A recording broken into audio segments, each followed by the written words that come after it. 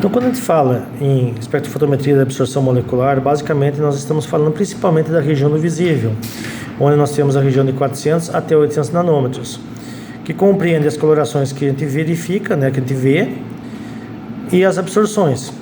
No caso, a radiação absorvida, a região do violeta até a região do infravermelho.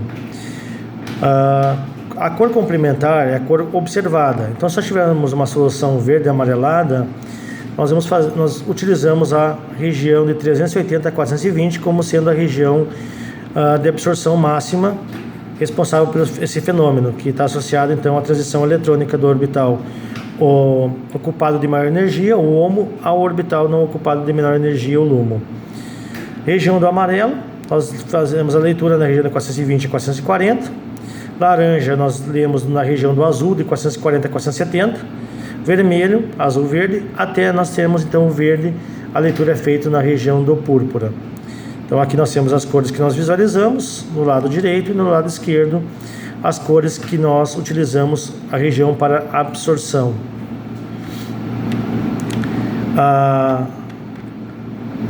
Então, como é o processo de modo geral?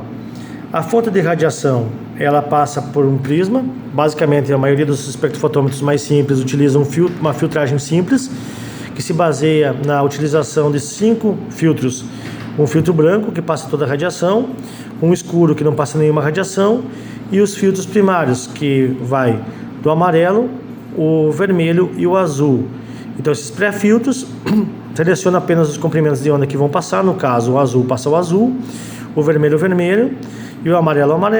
E após isso, sim, é passado por um prisma e, de acordo com a direção do espelho, vai incidir para a amostra. Quando eu falo em amostra, a amostra deve ser colocada então numa cubeta. Lembrando que os principais tipos de cubeta são de quartzo, vidro e plástico. Na região próxima à região do UV, é necessário que seja utilizado uma cubeta de quartzo, uma vez que a absorção do vidro nessa região é alta. E a partir das regiões mais distantes do UV, na região do visível, pode ser usado tanto o vidro como o plástico.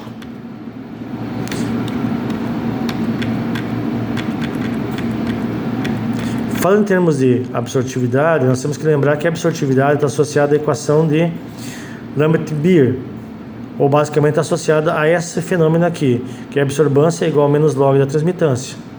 A radiação zero pela radiação incidente.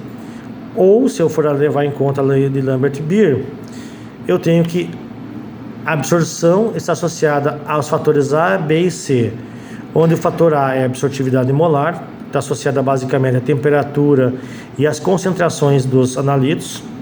O B basicamente é o caminho óptico, se eu usar a mesma cubeta, o caminho óptico é o mesmo. E o C é a concentração. Então, se eu tenho A e B como valores fixos, constantes, eu associo que a absorção está associada diretamente à concentração. E é possível, então, fazer um gráfico linear entre a correlação de absorção e a concentração das amostras. Os cuidados que eu devo ter em relação à minha amostra é que ela não deve ter nenhum particulado dentro. A parte transparente da cubeta deve estar totalmente limpa. E a solução não pode estar muito concentrada nem muito diluída, ou seja, a absortividade ideal, a absorbância deve ficar entre 0 e 0,9 no máximo, que é a região ideal de leitura. Quando eu vou trabalhar com a região do ultravioleta, né, eu trabalho com uma cubeta de quartzo. Na região do visível, posso usar tanto quartzo como vidro, como o plástico. Então, passando aqui basicamente, quanto maior o caminho óptico, maior a absortividade. Isso pode ser visto, por exemplo, numa garrafa, né, que tem um formato diferenciado. A gente vê às vezes no gargalo da garrafa que a cor é mais clara do que no fundo, mostrando que o estreitamento da garrafa basicamente faz com que a radiação passe por menos analito, menos amostra, ou seja, vai ter menos amostra para absorver. Então, momentaneamente, aparentemente, eu tenho uma concentração menor.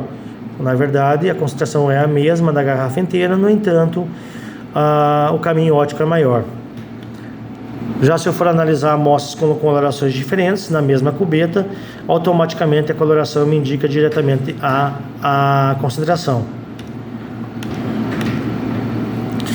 Então, basicamente, para fazer uma análise, eu devo fazer uma curva de calibração da amostra mais diluída até a mais concentrada, jogo os dados numa tabela do Excel, monto um gráfico onde eu vou ter uma equação da reta y igual a x mais b, onde eu tenho uma correlação entre a absorvância e a concentração.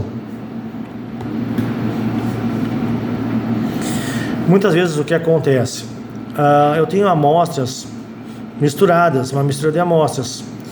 Então, uma das formas de eu fazer a leitura e a quantificação, levando em conta todo o efeito de matriz, quando tem uma matriz mais complexa, é muito difícil fazer uma curva de calibração, como eu mostrei agora há pouco, uma vez que a absorvância está interligada aos fatores associados na própria amostra. Nesse sentido, o que é feito? É adicionado o analito na amostra e é feito uma adição e uma leitura a ponto de que eu encontre então os valores de concentração, absorvância, e ao extrapolar no eixo y para o zero eu encontro a concentração inicial. Então isso chama-se curva de calibração por adição de padrão. Ela é mais indicada para amostras complexas e quando tem uma pequena quantidade de amostra, uma vez que o efeito matriz ele influencia na análise.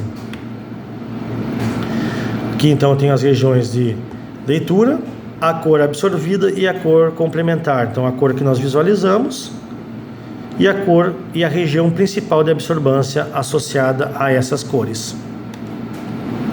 Então, quando eu estou analisando uma solução em casa, por exemplo, para ver se ela é mais concentrada ou mais diluída, a radiação gerada pela luz solar ou uma lâmpada em casa passa pela amostra, de acordo com a quantidade de analito presente, eu vou ter uma visualização maior ou menor da intensidade da cor, associando então a concentração maior à coloração mais escura e a concentração menor à coloração mais clara, e o detector acaba sendo o meu olho. Lembrando mais uma vez que uma molécula ela possui vários estados vibracionais, eletrônicos e rotacionais, ou seja, existe possibilidade de estiramento de ligações, tanto em fase como fora de fase, e também torções e modificações estruturais. O que mais influencia na absorção, né, o que nós vamos ler na verdade, é o comprimento de onda responsável pela transição eletrônica. Então aqui eu tenho exemplos de absortividade molar de uma solução, de uma amostra aqui do heterociclo, o vapor dele, ele em solução hexânica e ele em solução aquosa. Também está associado então às interações intermoleculares entre o soluto e o solvente. O instrumento em si, o espectrofotômetro, ele consiste numa tela de leitura, um local de injeção da amostra e esse aqui é o mais antigo, um filtro que você regula. Então você gira o botão aqui até que você alinhe o prisma para que tenha um comprimento de onda. Os mais modernos eles ajustam automaticamente. Como funciona então o equipamento? O equipamento ele consiste de fonte de radiação. Basicamente os equipamentos vêm com duas fontes de radiação, uma lâmpada de deutério e uma lâmpada de tungstênio.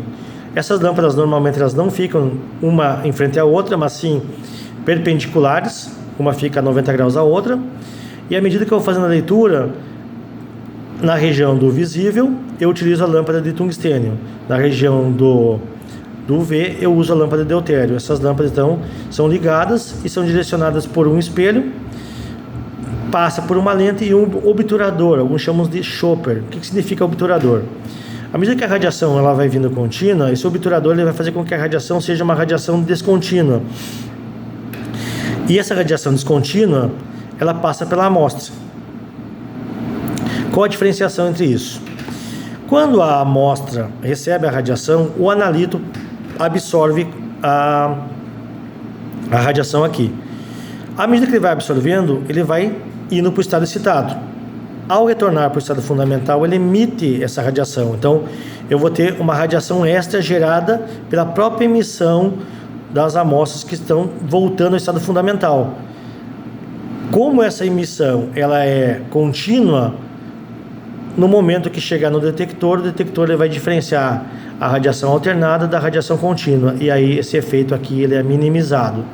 Sem o chopper eu vou ter a leitura equivocada, basicamente em função da liberação e retorno do estado fundamental das analíticos que foram citados.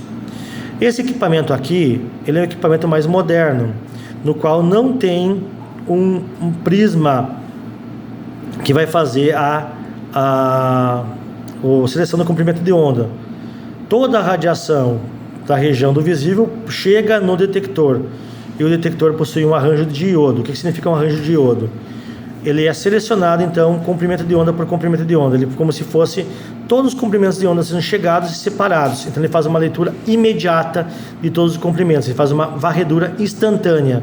Então você tem uma varredura de todos os comprimentos de onda em uma leitura apenas. É um equipamento bastante moderno e muito utilizado na pesquisa. Então aqui basicamente eu tenho uma fonte de radiação, que no caso do espectrofotômetro é a lâmpada de tungstênio para a região do visível e a lâmpada de deutério para a região do UV. Um compartimento de amostra que basicamente é uma cubeta, hoje em dia de 1 centímetro por 1 centímetro por 1 centímetro, que vai no máximo 4 ml. Tem algumas específicas que são mais afuniladas, que vão meio ml, né, para diminuir o custo das análises, dependendo do tipo de reagente. E o detector, no caso esse não tem um monocromador. O cromador dele basicamente é o arranjo de iodo no final. Os mais simples, eles possuem então uma fonte de radiação, um caminho óptico, no caso aqui um caminho simples, que eu tenho apenas um compartimento onde vai a amostra, e um monocromador, que ele pode ser antes de chegar na amostra ou após sair da amostra. Basicamente esse aqui ele é utilizado antes para que eu tenha então uma pré-seleção do comprimento de onda que a amostra vai absorver. Nesses casos aqui, o que eu faço? Eu seleciono o comprimento de onda, coloco o branco geral, que basicamente consiste no solvente, no caso etanol ou água, basicamente, ou solvente orgânico. Eu vou zerar o equipamento, ou seja, eu vou considerar que a absorvância seja zero e a transmitância seja 100%. Vou retirar e após eu coloco as amostras para analisar. Então, nessa situação aqui, qualquer oscilação de energia na fonte de radiação, ele vai causar um erro experimental. Então, qualquer oscilação de energia pode causar um erro experimental. E outra coisa importante, nessas situações aqui, eu tenho que fazer uma leitura muito rápida para minimizar o tempo de leitura, evitando erros experimentais. Então, a radiação passa por um detector, vai para um amplificador e gera um sinal. Esse sinal de absorbância ele está proporcional à concentração de analito presente na amostra. Outro equipamento a ser utilizado é o de feixe duplo. O que significa isso? Eu tenho a fonte de radiação, deutério ou tungstênio, um monocromador. A radiação ela é dividida, ela vai passar pela amostra e pela referência. A radiação que passa pela referência, ela é zerada, e aí eu tenho uma leitura. Ρ0 é o que passou pela referência e Rho é o que passou pela amostra. Ou seja, se existir uma alteração na fonte de radiação, ela vai alterar tanto a referência como uma amostra e vai me dar uma correção. Esse é o equipamento ideal para fazer leitura, onde eu tenho sempre a mesma referência colocada, e aqui eu vou trocando as amostras de acordo com as leituras. Depois vai para o detector, amplificador e gera o sinal. Então, como é que funciona esse prisma? Como eu falei, a radiação chega, ela passa por uma fenda inicial, após ela passa por um monocromador, algumas, como eu falei anteriormente, passam por um pré-filtro, que basicamente seleciona o amarelo, o vermelho e o azul. Após esse prisma, ele vai difratar a radiação. Ao difratar, de acordo com o ângulo que o prisma está, ou que o espelho, vai direcionar esse comprimento de onda para uma fenda. Após, ele vai passar por um chopper para diferenciar a radiação de corrente contínua de alternada. Essa radiação alternada vai para a amostra e a radiação contínua vai para a referência. Então eu corrijo automaticamente a leitura da amostra em relação à referência, e eu tenho uma leitura direta. Qualquer oscilação na fonte automaticamente passa pela referência e pela amostra, minimizando o meu erro experimental.